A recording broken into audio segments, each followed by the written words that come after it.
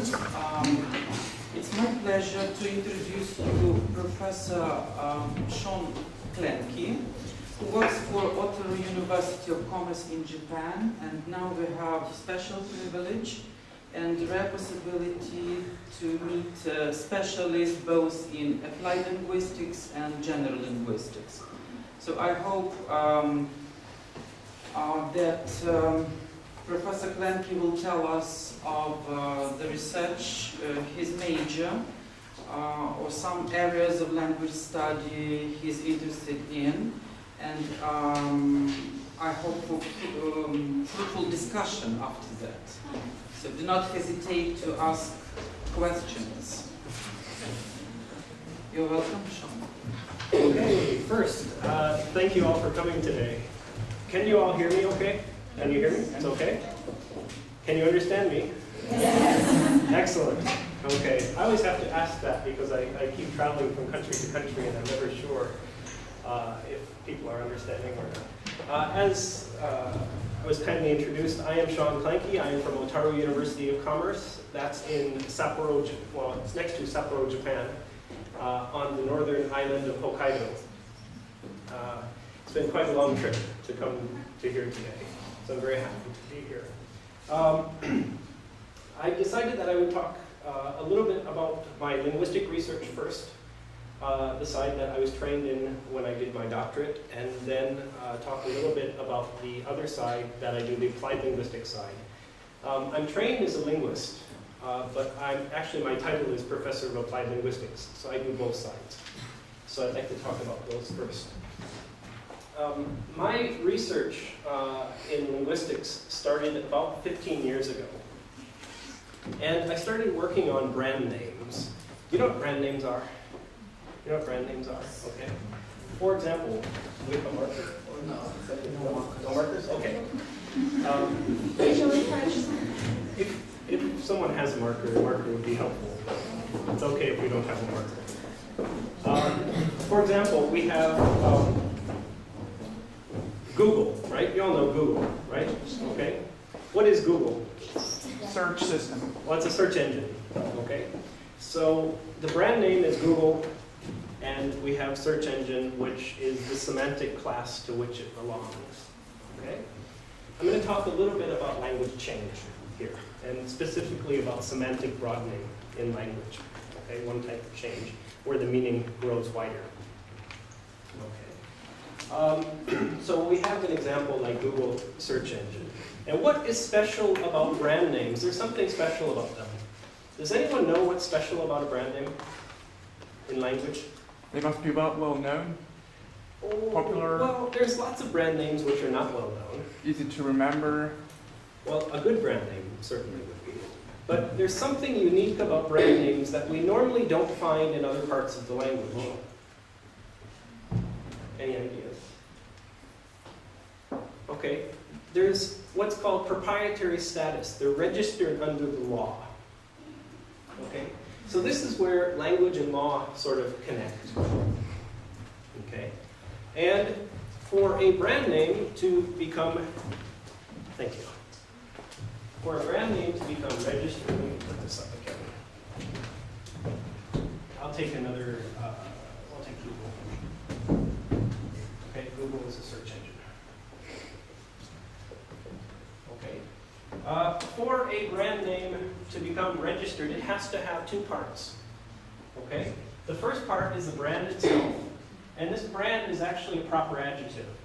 Okay? I'll make that up. It's a proper adjective. And then you have the semantic class to which it belongs. In this case, it's search engine, and it's usually a common noun or common noun phrase. We'll just put a CN there for right now. Okay? Every brand name that's registered that wants to do international business must follow this format in some aspect or another. Okay? And this class here, this semantic class here, is not finite. Okay? Because we have technological advances. We have advances in new ideas. We have new brands coming on the market all the time where we need a new semantic class. So this continues to grow and continues to grow. Okay? So what most people don't understand, most people think a brand name is simply a proper noun. It becomes a proper noun as a later step if it becomes what we call generic. Okay, a really, really successful brand name will become generic. And my interest in brand names was this idea of brand names becoming generic. Okay. For example, when you go to search on Google, I don't know if you guys say it in Ukrainian or if you say it in English, but when we go to search in English, we'll say, I'm going to Google it. Right? The fact that Google is now being used as a verb suggests to me that Google is in the process of either becoming generic or Google has already become generic. Okay? And this process is called genericization. And my dissertation research focused on this concept, genericization. Before I had written the dissertation, the idea of genericization was that generic brand names happened randomly. We couldn't account for the changes that existed in brand names. Actually, nobody had seriously looked at brand names and how they become generic until I wrote my doctoral dissertation at Hawaii in 1999. And basically what happens, I can show you the process of what happens. I've got it with me.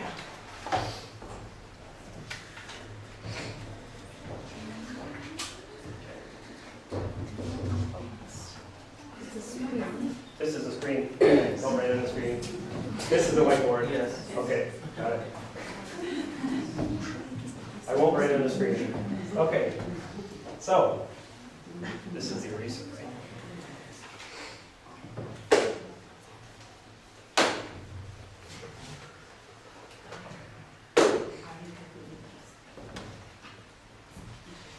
All right, so as I said, we have a proper adjective,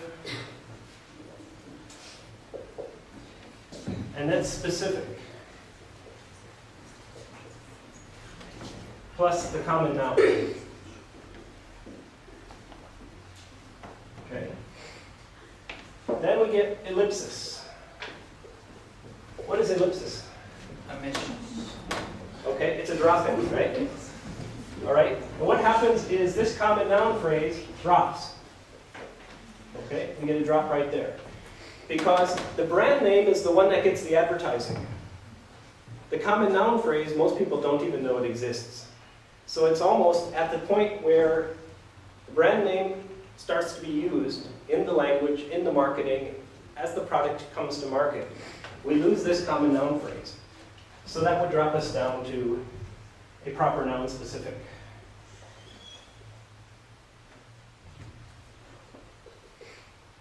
Okay. And in this case, it would be Google search engine drops. We get Google as a noun specific, still with a capital letter. Then we get the majuscule loss in the orthography. Okay. We drop the majuscule. That shows us that the speakers no longer recognize this as a brand name.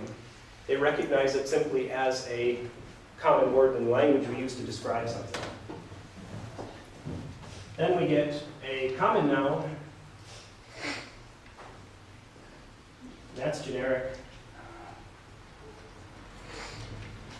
Okay. It can be used attributively. You get the attributive. Okay. For example, Coke, Coke bottle becomes attributive function. And then, in some cases, I'll hyphenate that. It becomes a verb generic. Okay. Down at the bottom, the generic verb. Xerox. You know what Xerox is, right? To Xerox, to photocopy something. Okay, Xerox is a classic example of this. Okay, Xerox, photocopiers, drops to Xerox, capital, drop the majuscule, drops down to a common, lowercase, Xerox. I'm going to make a Xerox. Okay. And it can come down to the verb. If an action is represented, you can have the verb function. I need to Xerox something. It doesn't matter which photocopier company's product you're using, you're still going to Xerox it. That's the generic function. Okay. Now, what I've shown you is for writing. How does speech differ? Okay, we can't see the majuscule loss, for example, in speech. Okay, so how do we know it's generic? Well, we know it by replacing this step here with context. Okay. The context of the situation in speech. Okay. And in my theory, when I wrote the theory, I did this as a corpus. I did a corpus of 100 brand names that were believed to be generic, and I used what's called a 2-token test. Okay? 2 tokens from unedited sources, mostly from blogs off the internet. In the earlier stages of the internet, it was much easier to get unedited speech. And to put these in through the corpus, 99 of the 100 brand names that were believed to be generic fit the pattern. Okay.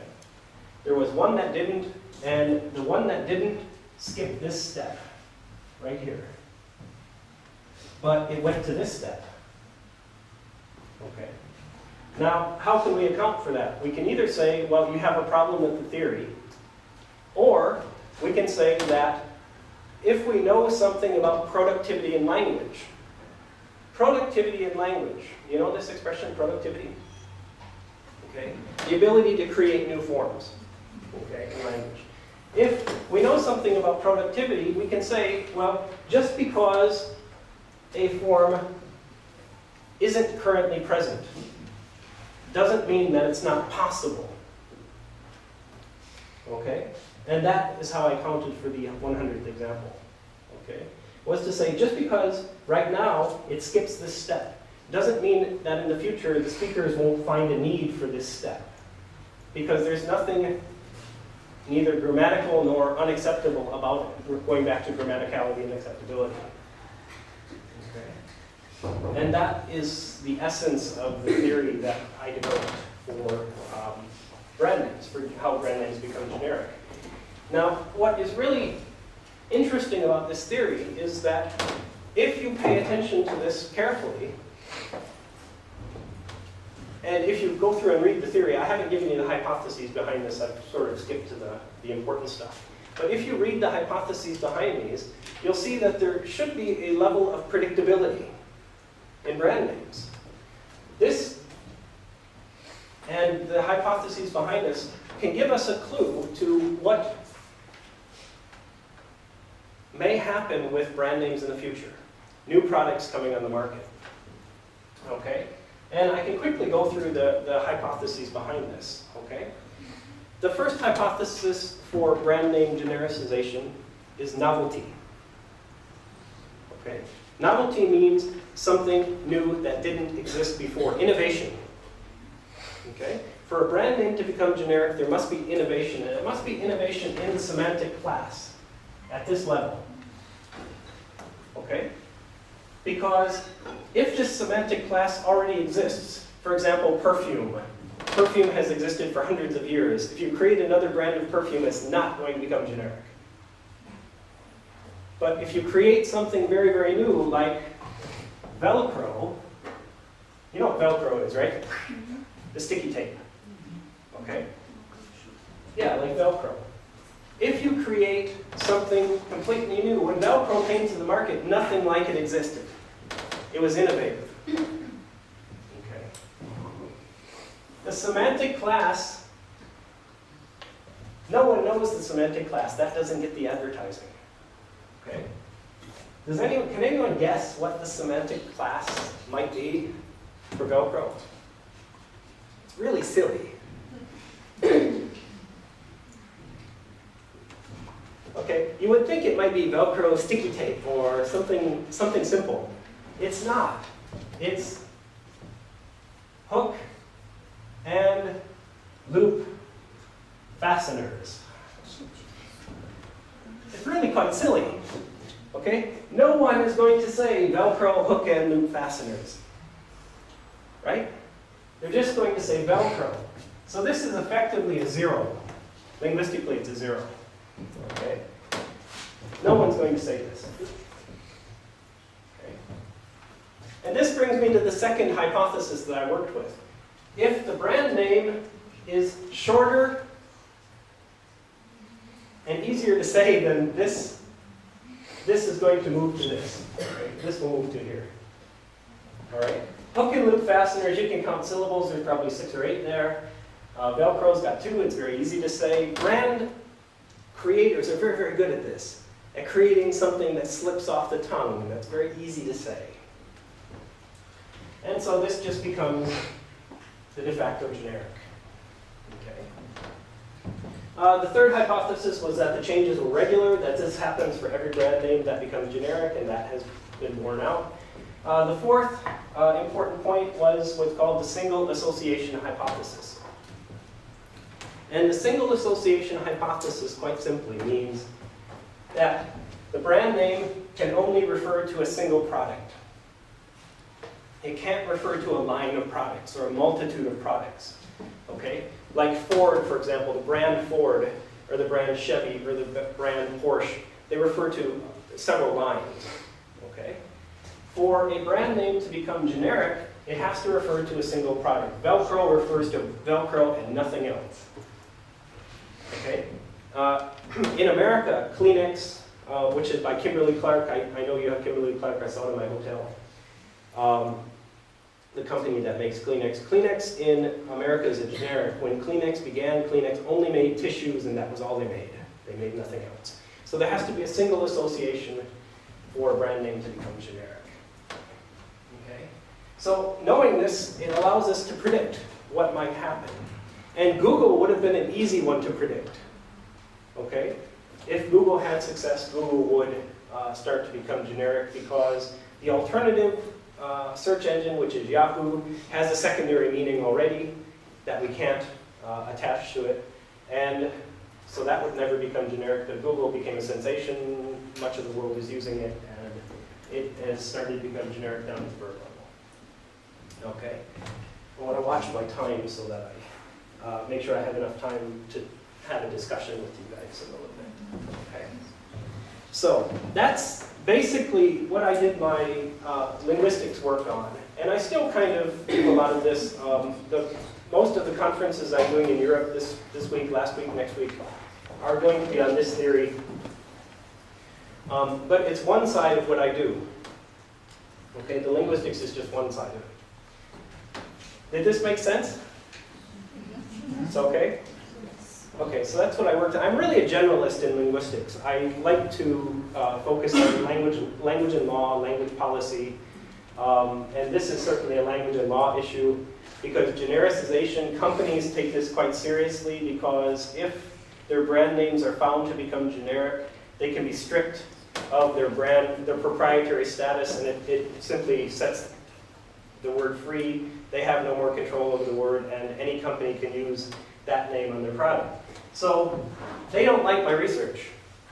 Okay, Xerox, their company, actually wanted to file a lawsuit against me about doing this research, but it's linguistics. It's not, I don't really want to talk about the law. I want to talk about the linguistics of this. Okay, so that's sort of where my research goes on this side. Now, if I can turn to the other side, if I can now move to the applied side, okay? It's okay if I erase this? Yes.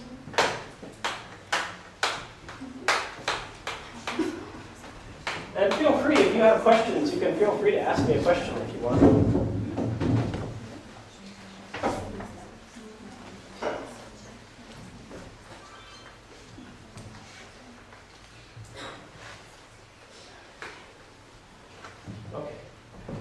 First, does anyone have any questions about the linguistic side of things? Maybe where did you get the information on the companies or on the brands? Did you just use some books or internet? Or? Good question. That's a very good question. Basically, how did I collect the corpus, right? Okay. I started by looking at the research that had been done previously on brand names, particularly in linguistics. And there was really very, very little. I mean, I could count the number of studies on 2 hands that had been done that either directly or indirectly mentioned what I call genericization, but they call just generic brand names at the time. Okay, James Macaulay did a little bit, Roger Shai did a little bit, he's a professor at Georgetown, but there was very, very little available. So I collected those first. And of the 100 brand names, there might have been 15 or 20 that came from previous research. Okay. I also looked at what are called trademark education campaigns. These are advertisements that companies buy in writers' magazines and publishers' magazines, warning publishers not to misuse the brand name. And it's their terminology, misuse the brand name. Now, I want you to think about misuse of language. Okay, what does it mean to misuse language? I have a real problem with this kind of concept. And it goes back to the idea of prescriptivism and descriptivism. Have you learned about prescriptivism and descriptivism? Yeah, okay. Especially if you're into language teaching. We have the prescriptive side of things, which are the rules, the way that we are supposed to use the language. And the descriptive side is what we actually do with the language, right? Okay. And of course, being a descriptivist myself, I'm quite descriptive. I kind of like to see how people are actually using the language much more than I'm interested in the structural rule-based side of the language. Okay. So, after I did that, then I started, that probably gave me 60 or 70 of the brand names. Then I just started adding them according to whether I could get the 2-token test filled to fill out the corpus with 100, and it wasn't very difficult to do. There are quite a lot of brand names that have become generic. And as I mentioned before, if they strip the legal status of your brand name, then you become like,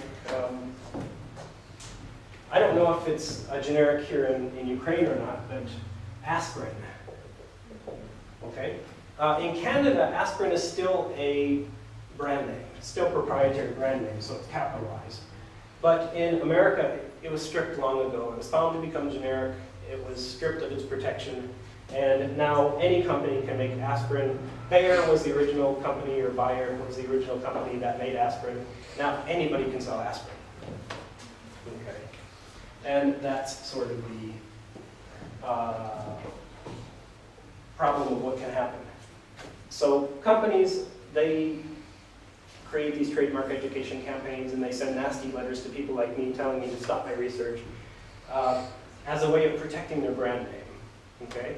And by law, that's all they have to do, is they have to create this kind of paper trail to show that they're trying to protect their brand name, and then they won't be stripped of the proprietary status of their brand names. So that's how I created the corpus. Thank you. Are there any other questions about this before I continue? And feel free to ask me questions. I'm okay stopping and catching my breath. How does your theory of generic brand names correlate with that of nation branding? Oh, nation branding, yes. Nation branding is something that I just started looking at. I just gave a presentation in Albania 4 days ago about it. The idea of nation branding. September 11th, for example. Yeah. Well, that's a difficult one, actually.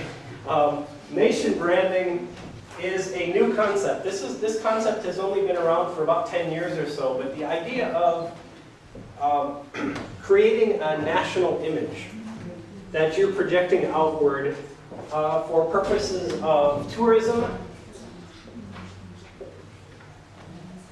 inward investment,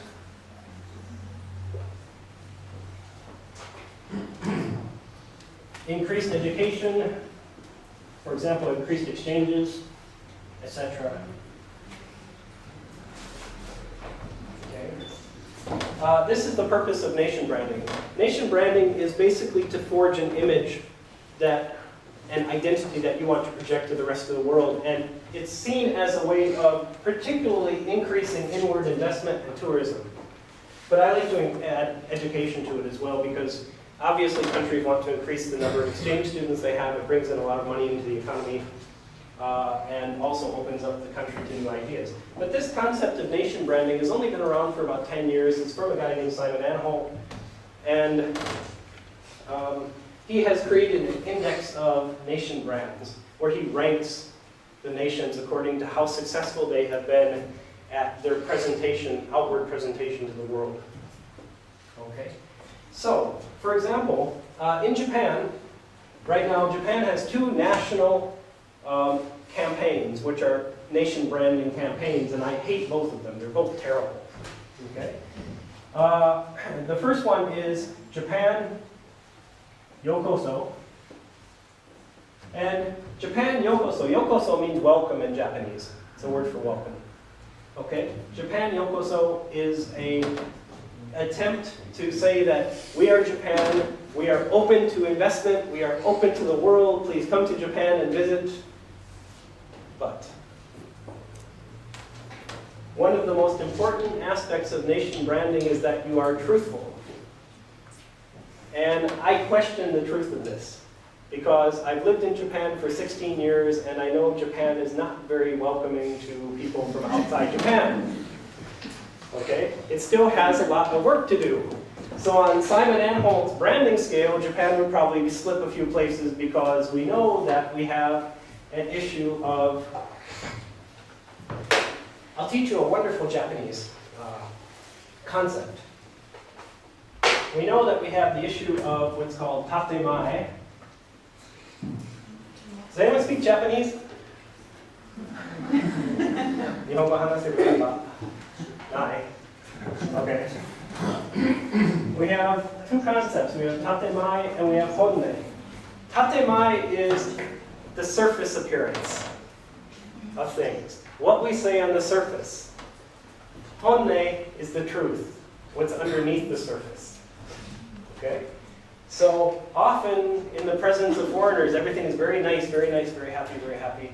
But the honne is, when are you going home? Kind of idea. Okay? So I question the Japan Yokoso campaign. It's a nice try, but if you don't look introspectively at your country and try to fix the problems, then this is going to be meaningless. Okay?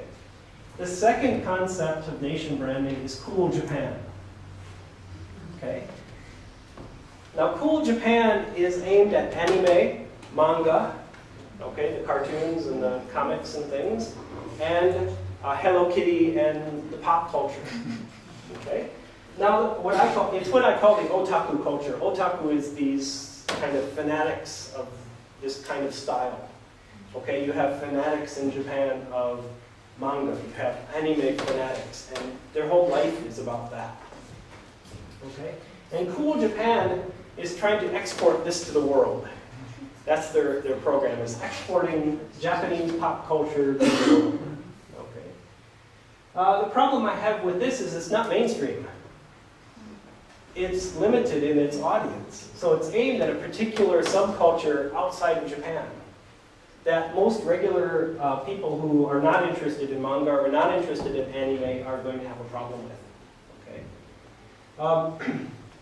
In Albania the other day, I proposed an alternative. I proposed that Japan's national campaign should be Japan Inc. That should be their national branding effort. It should be Japan Inc. This is a term that was coined in the 1980s, not by Japanese, but by foreign economists looking at Japan and looking at the relationship between companies in Japan and the ministries in Japan who rule the government. Okay. But the perception that many people outside of Japan have is high technology, okay, skilled labor, okay, robots, and all of that kind of image of Japan's technological progress and prowess. And I think that goes very good also with some of the aspects of the pop culture. Okay, this we have of Japan outside of Japan. So I propose that they should embrace this idea much more than these 2 ideas. So that's kind of the nation branding. It's an offshoot of not genericization so much, but of applying corporate branding techniques to nations instead of products. That's kind of what it is. Right. Yeah, I'm sorry. It's a long answer for a short question. Okay. All right. How are we doing? Okay, good. Let me talk about the applied side for a while. So you can relax. We got through the hard part, the more theoretical part of things. Now I can move over to the other side. Okay. At my university in Japan, one of the things that I do is teacher training. Okay, and I'm particularly interested in course design and materials development, and I do quite a lot of textbooks. Okay. I write textbooks. I write them with a co-author of mine who's Japanese. I do the English side, he does the Japanese side, and we've done quite well with that. I've extended this idea to working with graduate students.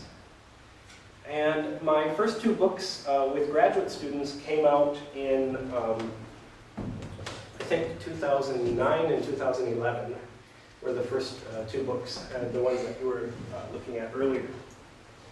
Okay?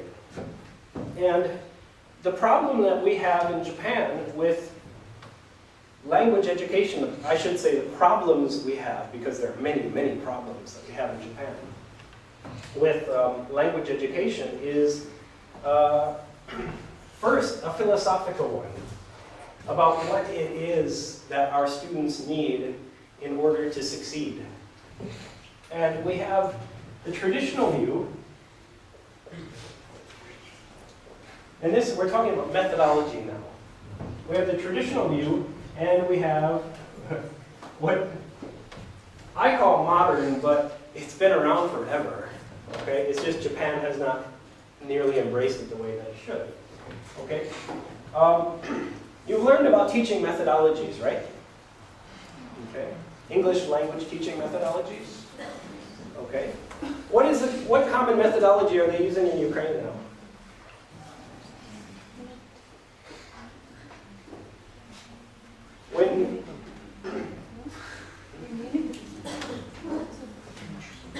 Anyone? What methods? What method are they using in Ukraine? A combination of grammar translation method with communicative. Okay, yes, it's probably going to be some kind of communicative language teaching, right? Okay, this fits into, we'll put it as CLT, fits into the modern over here in Japan, but we have a problem. Most of the traditional teaching methodologies that are still found today in high schools, junior high schools, some universities with the older professors, what do you think they're using? Yes, they're using grammar translation, okay? I'll put it down as GT. Grammar translation. What's the problem with grammar translation?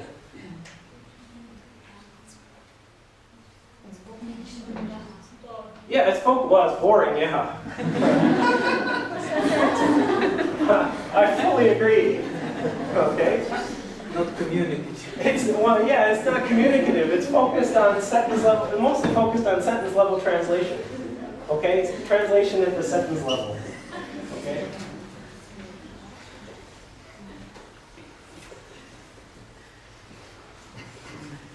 Now, grammar translation is fine if you're going to become a translator, and I have no problem with it if you're going to go into translation, okay?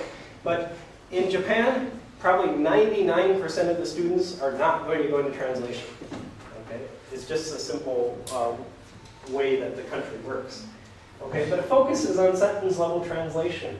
And do you have any idea what the justification, why teachers continue year after year, decade after decade to do this, even though people like me keep screaming at them, no, no, no, no, no. You know why they continue to do it? Well, they don't want to change. I don't think it's easier to understand. I actually think grammar translation is quite a bit harder. But a very reliable one. Reliable.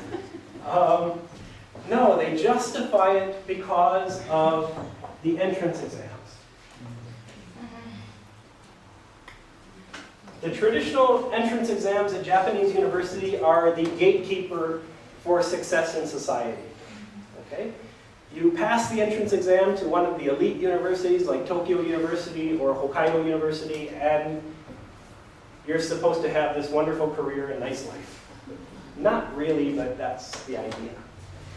So the entrance exams at traditional universities and at small private colleges are still have a lot of Japanese translation on them, even though that's not what the students will be doing.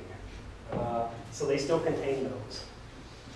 So that's what their argument is for continuing to do it. Plus, many of the Japanese professors, high school teachers, who can speak English, somehow did it in spite of the grammar translation method. And because they themselves succeeded in learning to speak via grammar translation, they believe that they should pass that out to their students in the same way. My argument is, if you have 1 in 10,000 who succeed, is that a good ratio for success? That's what I tell them. So just because you succeeded in spite of the method, not because of the method, but in spite of the method. Okay, because this method was never meant for communication, right? It was meant for doing other things, okay? And teaching English as if it were Latin, if you're going to become a translator, like I said, okay, but if you're going to become a speaker, this is probably not the method that you want. And the national goal, according to the Ministry of Education, is to build a society that can communicate with foreigners. Okay? Remember what I said about tatemai and honne? Okay, that's what the ministry says they want. But the ministry is doing nothing to get rid of this. They allow it to continue and allow it to continue. That's the honne, okay, the truth. So, the modern methodology, communicative language teaching, this is what you're seeing among a lot of younger professors in Japan, and we're trying to get the older professors to change this. Now, put on your critical thinking skills for a minute. If you were going to try to get, let's say, high school teachers to change, and you know that they're teaching grammar translation, and you know the justification for why they're teaching grammar translation, but you want them to change, how can you get them to change? It's a mystery. Pay more money. No. How can you get them to change? Okay, remember their justification. What's their justification? Entrance exam. So if you want to change them, you should change the entrance exams. Okay, change the entrance exams. Yes. And we're finding this, that the aggressive researchers at universities in particular, who are very much on the communicative side of things, are getting themselves onto the entrance exam committees, and they're changing the entrance exams to create what? To create, what's the expression in language teaching? For influencing a level below or above you. Okay. It's called the washback effect. Have you heard of this before? The washback effect? Positive washback. Okay. The washback effect is doing something that will influence change at the level, usually the level below you. So if you're teaching at university, you're trying to do something that will influence what happens in the high schools so that those kids coming up will be better than before. That's positive washback. Negative washback is teaching grammar translation at college because it justifies because it allows for the high school teachers to justify the continuation of grammar translation, and everyone fails. Okay. All right. My goal is to, of course, get better Japanese speakers of English, okay? And that's one of the ways that we do that, is by trying to get the traditional teachers to change, waiting for them to retire in some cases, and influencing change that way. Is this clear so far? Is it okay? Yeah. All right. Are we having fun yet? Okay. All right. So positive washback. If you want to change the system, Look for the justification they're using and change the justification. All right. Okay. So.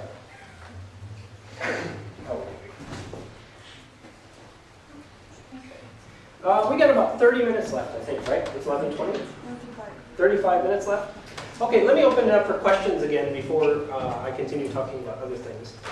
Does anyone have any questions, anything you want to ask?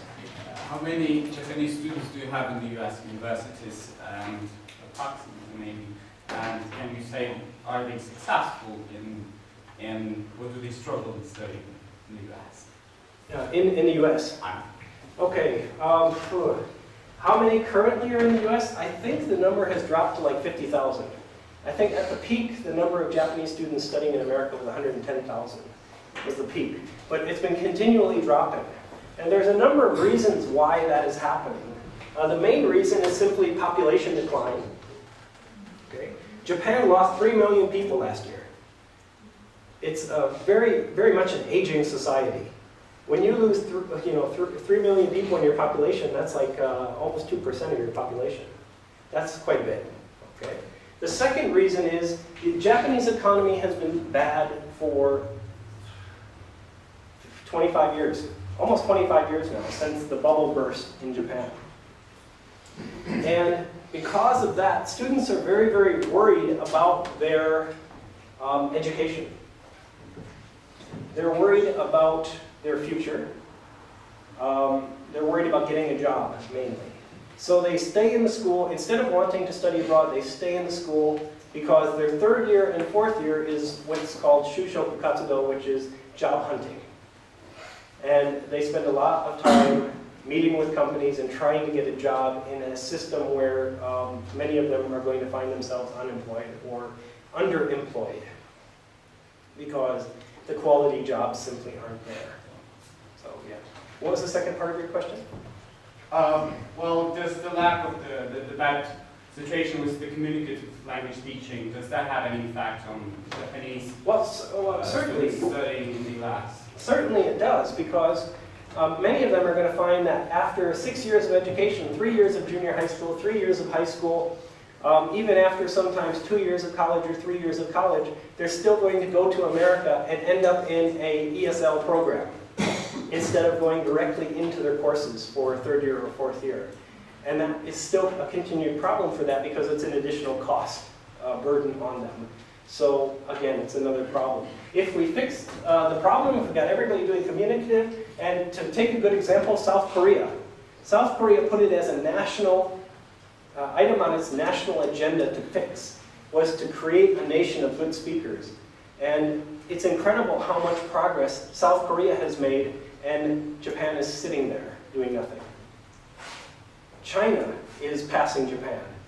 South Korea is passing Japan, and Japan is still, I don't know what it's doing sometimes.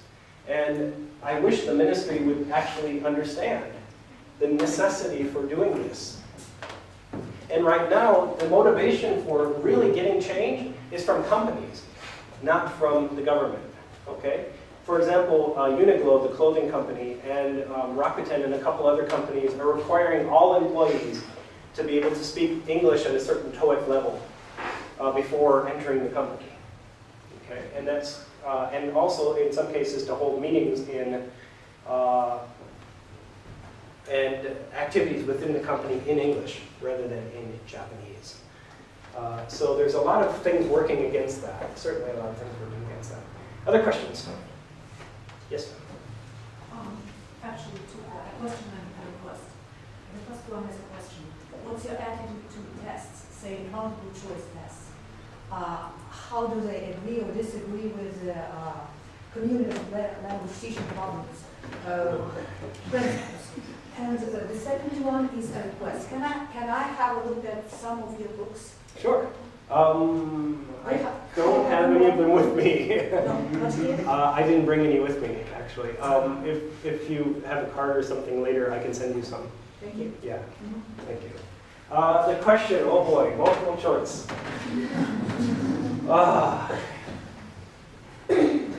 It's interesting that you ask about testing, because testing is an area that I worked in a long time ago, left it for a long time, and got pulled back into again about 3 years ago.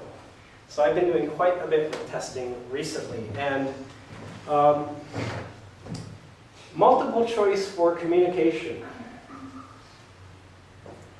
That's a good question. I guess in theory it depends on what it is that you're testing.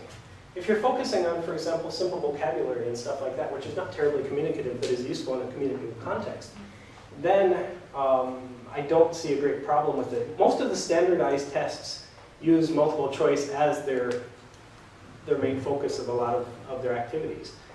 But if you really want to test communication, then of course you're going to have to do it through some kind of oral interview or something, right? That would make much more sense than simply going with a multiple choice if you want a more accurate assessment of the candidate. Did I kind of answer your question? Yeah.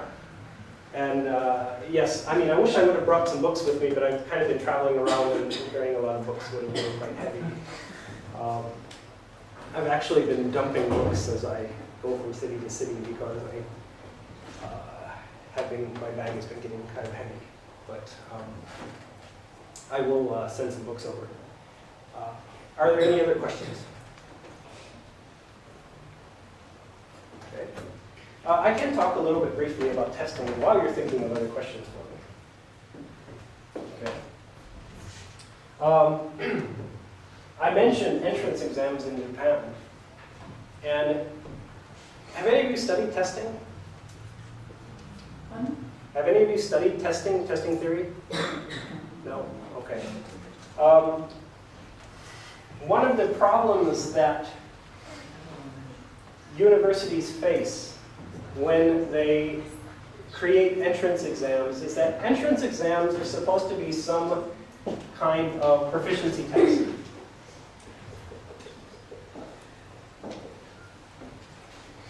Okay, it's supposed to be a proficiency test. Okay. And what this means is that they're supposed to, what university professors want is we want the tests to reflect the skills that we want the students to be able to do at the university. Okay. The problem is that that's not what we're dealing with. Or even it could be an aptitude test as well. What we're dealing with is basically an exit exam. Some type of achievement exam.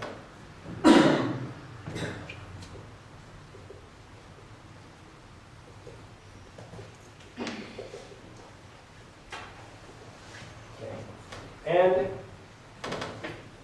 while we want it to be a test of the skills that we want the students to know, what the Ministry of Education and what the high school teachers want it to be is a test of what the students learned in high school. So we have a disconnect. What the high schools want and what the universities want don't match. So who wins? Who wins? In a bad situation where you have a disconnect between two forms, who wins? Well, normally it would be the higher level, okay? You know, top down and bottom up, right? Okay? Normally the top down approach will work, okay? Especially in a country like Japan, where everything goes from Ministry of Education in every school in the country downward. Okay? But in this case, it's a compromise. So when entrance exams are created, universities have a lot of freedom in how to create the entrance exam to kind of focus on the skills that they want the students to learn. But they're limited, especially in the vocabulary that we're allowed to test.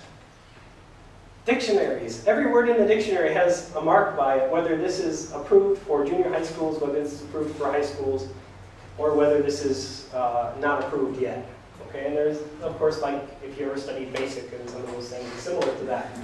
So that's the compromise. We can do what we want, but we have to watch the vocabulary. And that's sort of how we break that disconnect between the two things. Ideally, it would be a test of what we want students to know. All right? And unfortunately, we're not that far along. But my primary concern, as I said before, was the washback effect and getting, forcing teachers at the high school level to teach the way that we want them to teach, which is communicatively, getting the students to work on oral production, and especially on the productive skills. You know what the productive skills and the passive skills are, the active and passive skills? Remember? I'm sure you've learned this. Okay. Active skills, okay. Speaking and writing. The passive skills. Listening and reading. Okay, these are active because they actually require you to produce language, either in a written form or orally. The passive skills of listening and reading, those are the ones you can do by yourself. Okay, you can sit in the park and read a book. You can sit in the park and listen. Okay. Okay, productive versus passive. All right, so I'm most interested in getting the exams, especially to focus on these components, or in using these components to get the students to do these components. Okay? So the best way to take a passive exam and make it active is make the students produce the language. Okay? Read and then write. Read and then speak. Listen and then respond. Or listen and write. Okay? And getting students to do it that way. Okay? Now if you want to throw the culture in here, and you want to throw in specialization, then you just go content-based. It becomes content-based. Okay? Many of the textbooks that I do are content-based textbooks. They're focused on a theme, a subject matter.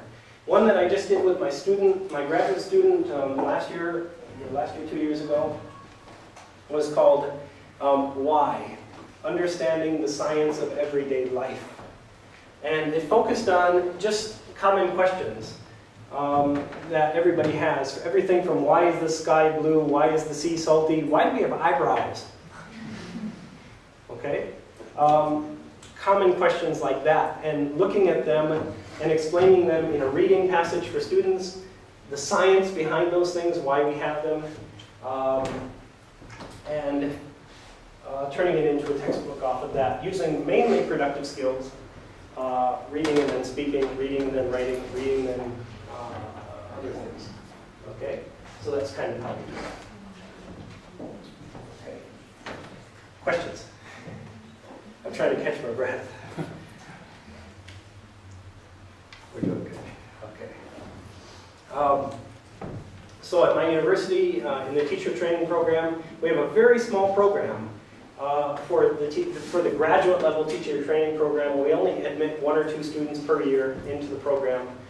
But we have it so that we have a kind of a bridge so that 3rd and 4th year undergraduate students who are talented students are allowed to take the graduate classes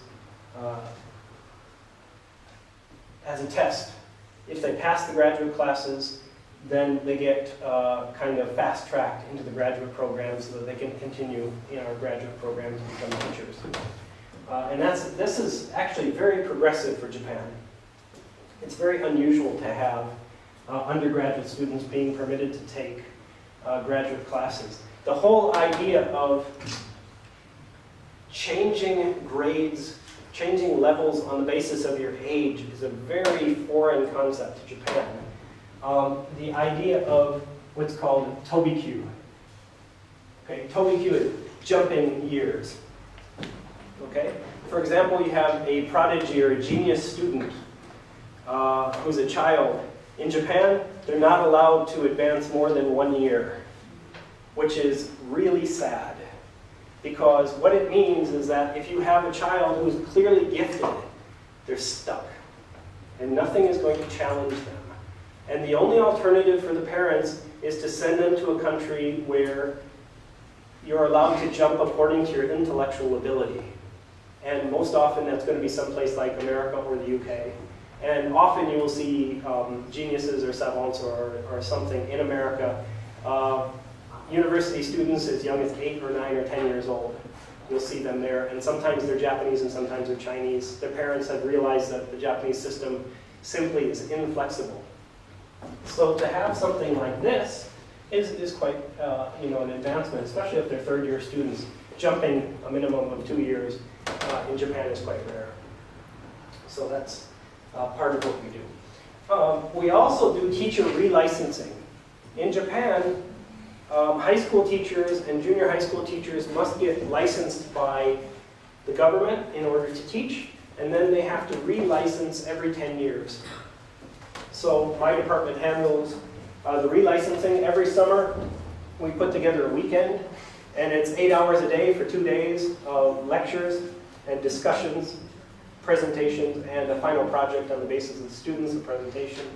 And then they get relicensed and they don't have to see us again for 10 years. And they're quite happy. So we're kind of like the driver's license bureau. You go back, you get your driver's license, come back again in 10 years, take another sad picture and get another driver's license. Okay? So that's the other thing that we are very much involved in. Okay. As I mentioned, the textbooks, I do the content-based design textbooks. Currently in Japan right now, I have, I think, about 25 books on the market, 25 textbooks. 3 in Taiwan and 1 in South Korea, 1 in America, 1 linguistics book in America right now that are going on. So I really enjoy trying to understand how to take an idea and make it accessible for students across a wide range of things, and keeping the students interested, keeping the students motivated. And in Japan, it's very difficult to show students why English is necessary. No one has ever taught them the answer to the question of why. Why am I studying English? I'm on this island in the middle of the Pacific. The nearest country is Korea, in most cases, South Korea in most cases, or China, or Russia, and Hokkaido. Why do I need English? All right? That's the argument that they make, and this is partly self-fulfilling prophecy. If you don't understand why you're learning something, you don't have a motivation for learning it, right? Okay. So, let me stop there again, and let's just open it up for questions. That's the basic message that I wanted to give you today, the basic thing I wanted to talk about. Now, I want to make sure I have time to answer questions for people. We have about 15 minutes left, okay? So first, let me say thank you for letting me come to your university. I'm so happy to be here. This is my first trip to Ukraine. I hope it won't be my last trip to Ukraine. I hope I'll be able to come again. And so far, the country has been beautiful. So thank you for letting me come and speak to you today. Thank you.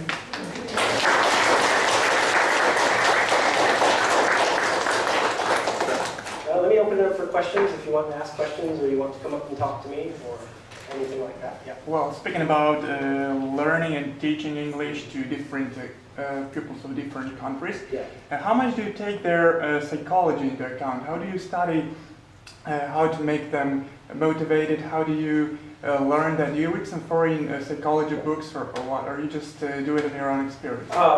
Yeah, that's a good question. Do I read psychology books specifically? No, I don't. Japanese, since I'm mainly dealing with a homogeneous group, I'm mainly dealing with Japanese learners, it's pretty straightforward from living in Japan, how to handle the situations. We do have a few little problems because there's a class of students which are very, very, very, very shy and passive. And Japanese students have been taught not to question authority. So, like you guys are asking me questions, if this was a class of Japanese students, very few would ask questions. That's the common trend. I mean, there are some exceptions when I go to high school and stuff. I'm surprised sometimes I do get questions. But the tendency is not to ask questions because, like this, the professor is seen to be up here and the students are seen to be down there. Whereas my experience is we're on the same level. Okay, my teaching experience. So I encourage my students, for example, at the university, I encourage them to call me by my name, by Shawn, and not by Clankie Sensei or Professor Clankie or Dr. Clankie. It's weird to me. It feels weird. Okay, because especially most of these students coming through are going to become eventually my graduate student or something, so they're going to be slowly catching up to me at some point. So the psychology of it is gained by actually living in Japan and having that experience, I think. Yeah. Thank you. Yeah. Other questions? How long did it take you to learn Japanese? I'm still learning Japanese. I've been living in Japan for 16 years, and I'll be quite honest with you. I did not feel comfortable speaking Japanese conversationally until after about 8 years. It took me 8 years. Now ask me how I learned Japanese. How did you learn? Good. That's much more interesting. And this is the advice I give to everybody, okay? You have to get into a situation that will make you relax, okay? And I used to learn Japanese by going to the bars and cafes and just talking to anybody who would talk to me. And in Japan, that's both easy and difficult because sometimes people will talk to you and sometimes people will just be very mean to you, okay? But it took me about 8 years before I was comfortable and before it became really natural to me. I still have problems. Faculty meetings, I don't understand everything. If I have to lead a meeting, it would be quite difficult for me to lead a meeting, but my passive receptive skills are quite good, I think. My production skills, like I encourage my students, teachers have to be the role model. We have to be the example, which is why I often argue that the best teachers should be Japanese teachers of English, because they're the role model for the students. All right, I'm something different. All right, I'm a native speaker. It's a little bit different. You know, showing, and I encourage my students to make mistakes. This is another thing that's taught in Japan. Japanese students are taught never to make mistakes. That's really strange to me. Everyone makes mistakes. And it's important for them to see their teachers making a mistake. So if I make a mistake, I'll show my students I made a mistake, often spelling. All right, and there's probably mistakes up there. All right, I make mistakes in spelling all the time, just like Japanese students make mistakes with Chinese characters. Because they're texting all the time and the Chinese characters pop up, they don't have to write them anymore. So they make mistakes, all right? And showing them that it's okay to make a mistake. Make a mistake, go on. All right, so that you're not afraid to speak, that you make the effort to speak. And just as my students are learners, I'm a learner too, and I have to keep learning. And it's difficult sometimes. Sometimes I don't want to speak Japanese. I don't want to learn Japanese. I'm tired. But I have to keep working at it, and they have to keep working at it. Well, can you tell us your experience of compiling textbooks with students? Comparing textbooks. Compiling Textbooks with students, yes. The course I do with my graduate students, the one I talked about in Thailand, where your professor was also there, I created a course to teach students how to become materials designers, materials developers. And it's gotten so much attention that the university is trying to get funding to create a research center for materials development at my university. The idea behind it is that to fully understand course design and curriculum design, you can do it through textbook design, and it will teach you course design and curriculum design. And the course is 15 weeks, and it's basically divided by 5 weeks, 5 weeks, 5 weeks. And in the first 5 weeks, we learn the technology, the methodology behind curriculum design, course design, and materials development. In the second 5 weeks, we're both brainstorming and designing the table of contents, the structure of each chapter. So we come up, by the 10th week, we have a sample chapter, we have a full table of contents, and we have divided the responsibilities between the students and myself. In the last 5 weeks is a workshop where we are writing the textbook between the 2 of us, or 3 of us, or 4 of us as students, and the group. And then we take that manuscript, and once it's ready, we send it off to the publishers, and with any luck, it goes nationwide in a year or two. And We've done that twice now with that. So that's the book with the students. So it's basically teaching them the basics of how this works, brainstorming with them, coming up with the ideas, and creating the mock-up, the sample chapter, and the table of contents, and then the third 5 weeks is the workshop of actually writing the text. We can go from no knowledge to a completed textbook in 16 weeks, 4 months. Yeah. It's kind of fun. It takes a lot of energy, but it's kind of fun. And for getting students motivated, it's difficult in Japan. As I said, why is a problem? They don't know why. One of the things I've done to get students motivated, because we're on an island, and because we're on a mountain, in a small city that's very cold, 9 months of the year has, 7 months or 8 months of the year has snow, it's very difficult to get the students motivated. So I created a lecture series. Like you're hosting me today, I host lots of different speakers. I've hosted professors, I've hosted musicians, I've hosted a tattoo artist, a famous tattoo artist. I've hosted painters, artists and painters, and they come to the university and they talk to our students in English. Often they're Japanese and they speak English. And it's a wonderful opportunity for the students to meet people that they've never met before, that they may never meet again. And it gives them some motivation to work on their English. And last year I had 32 lectures in 30 weeks. So more than 1 speaker per week coming into the university for the students. It was fun. Exhausting. I'm tired from doing that. Right now, because I'm here, the lecture series is not happening. But when I go back in October, when I start teaching again, the lecture series will continue. So it's always, if you're going to become a teacher, always look for ways to motivate the students, to keep them moving, keep them interested. We're talking about movie nights now, having a different professor come and show a movie in English and tell why they recommend this movie and watching it with the students. We're talking about a film festival at the university. We just got a new professor who's into film. She wants to have a film festival, English, especially English films. So that's what we're doing. Are you tired yet? No? Other questions? Oh, you're really tired. Okay, 5 minutes left. One question. Got time for one more question? This is your last chance. Tomorrow I go to Romania.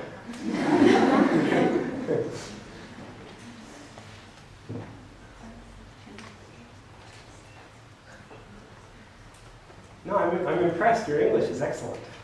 You know, when I go to speak before Japanese students, often I have to slow down. Shawn, it's combination of grammar translation methods with communicative. Hey, that's okay. Yeah, because you guys have the translation program as well. Yeah. I mean, I attack grammar translation because we don't have that at my school, and we're supposed to be teaching communication. So that's sort of why I go on the attack. I'm certainly not against it for its intended purpose, but I feel like Japan is using it for the wrong purpose, and that's where the problem comes in. So, in Japan, grammar translation is really, really a problem for us.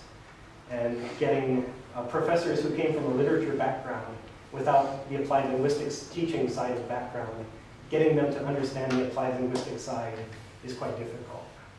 And it's a problem that we're still working on right now. But, you know, I wish you every success with your future careers. And hopefully in the future at some conference somewhere, I will be seeing some of you if you become teachers or translators. I go to a lot of interdisciplinary conferences, so I meet a lot of people from different fields. So perhaps I will see you there. And if you do see me, tell me, I remember when you came to my university. I love it when students do that. I go visit high schools and then they get accepted to my university and they come to my class. They say, Clankie Sensei, and I say, Shawn. And they say, Clankie Sensei, I saw you when you came to my high school. You are the reason I came to this university. So it makes me very happy. So, best of luck, and thank you very much.